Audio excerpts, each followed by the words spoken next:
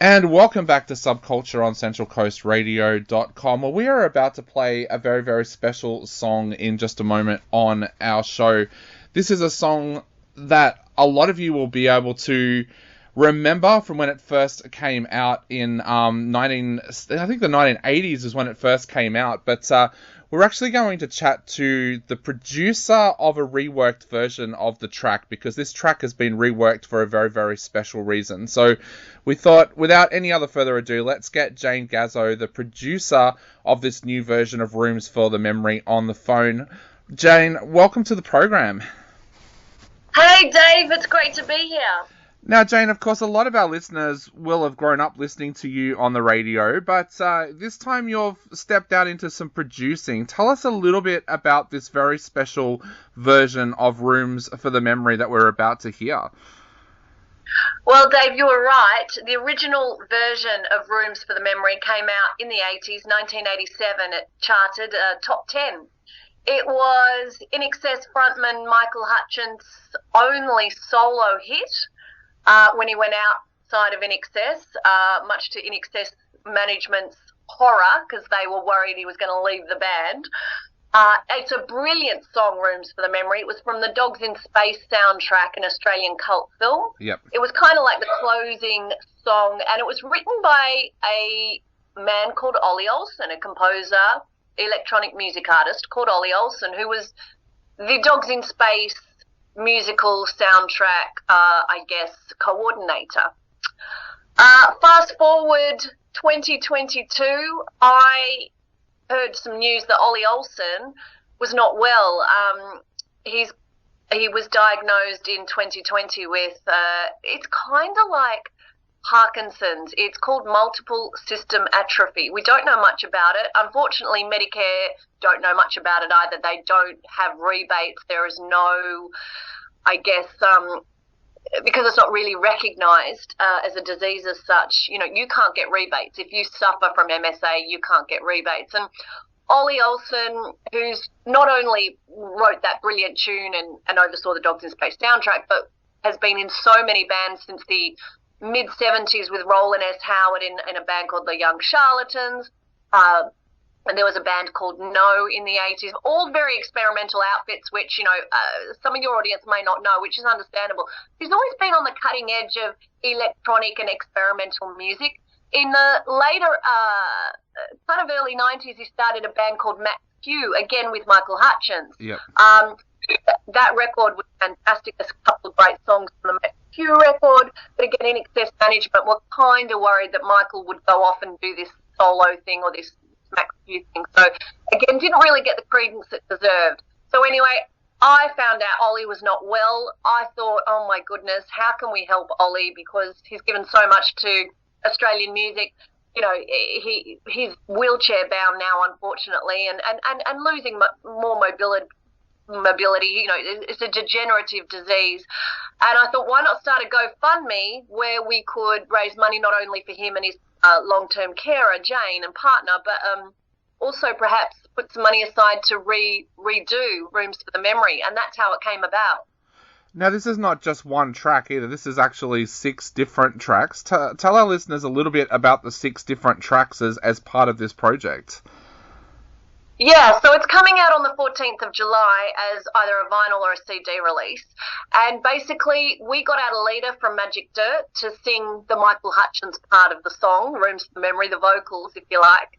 We got Harvey, former Bad Seeds, Nick Cave and the Bad Seeds, and, oh my God, various other amazing bands to do guitar. And also Andrew Duffield from the Models to do the keyboard parts. Now, you're probably thinking, why Andrew Duffield from the Models? Well, he actually played on the original version back in 1986. So it was kind of like, well, it made sense to get Andrew. Andrew still had the keyboard parts from the 80s, and he was able to get those parts, bring Mick Harvey on guitar, Adelita on vocals. We got Matt Watson on drums, who plays in a number of Ollie's bands.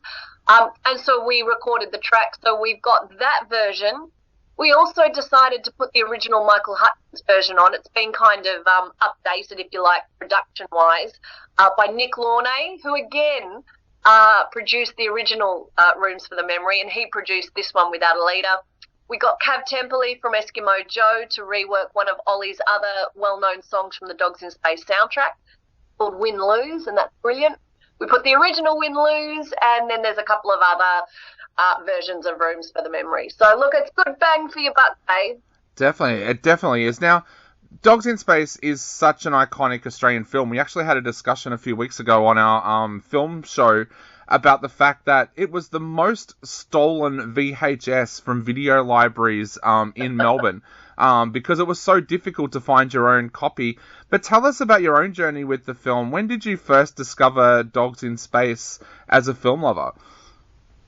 Oh, look, probably when I was a teenager growing up in the 90s, because, you know, I went to school and everyone talked about the Dogs in Space house in Richmond, you know, which was the actual house in Richmond in Berry Street that Richard Lowenstein, the film's director, actually lived in as a student and then based the whole premise of Dogs in Space on. So, you know, we would go and make pilgrimages to the Berry Street house, the Dogs in Space house. But because it had Michael Hutchence in it and it was just such a brilliant film, like we hadn't really seen our subculture on film before.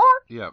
It's that kind of underground punk scene played out so beautifully, and, you know, it still stands the test of time. And what I'm really most proud about is that when I mentioned to Richard Lowenstein, the Dogs in Space, you know, producer, that we were doing this tribute for Ollie Olsen, he said, well, I'll make the video clip. I'll come in on the day that you're recording and make the video clip because I've got all these outtakes of Ollie and Michael Hutchence that have never been seen before.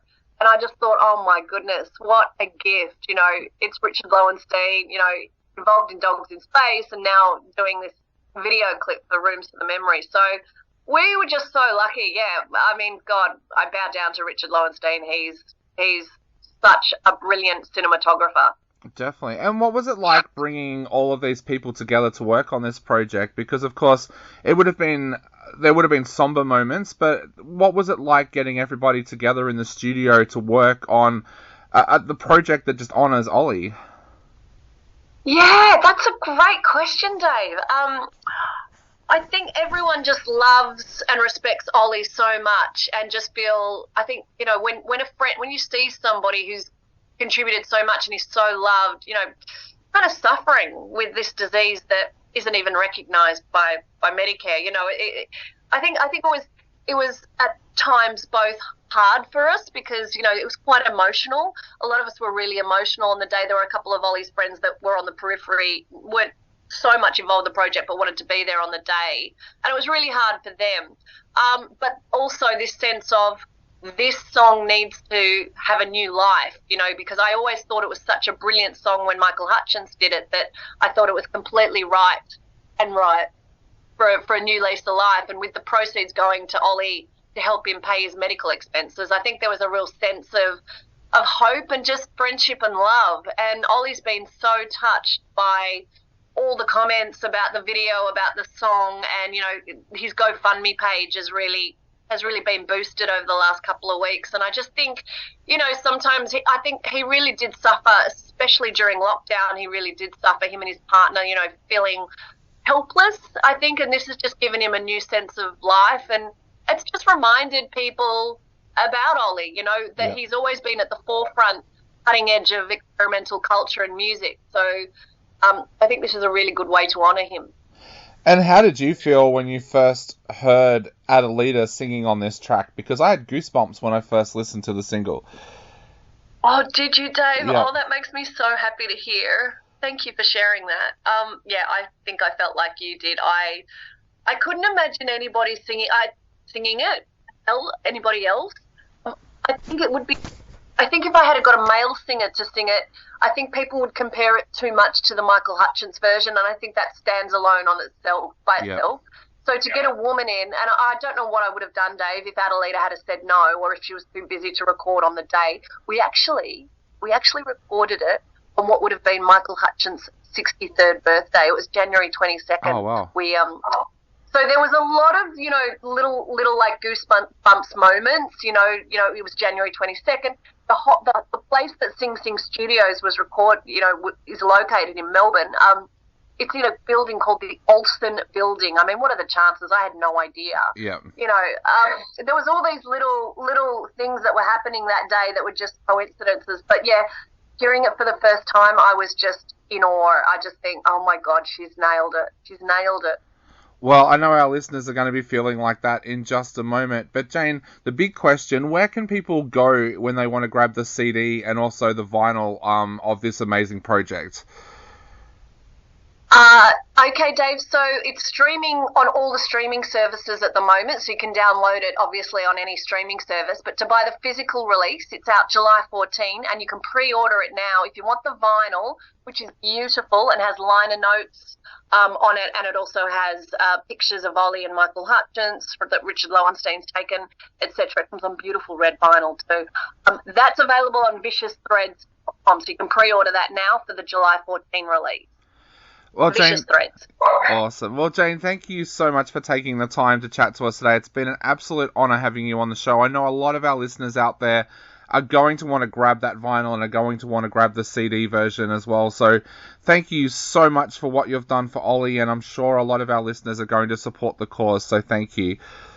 Oh, bless you, Dave. Thank you for sharing. Much appreciated.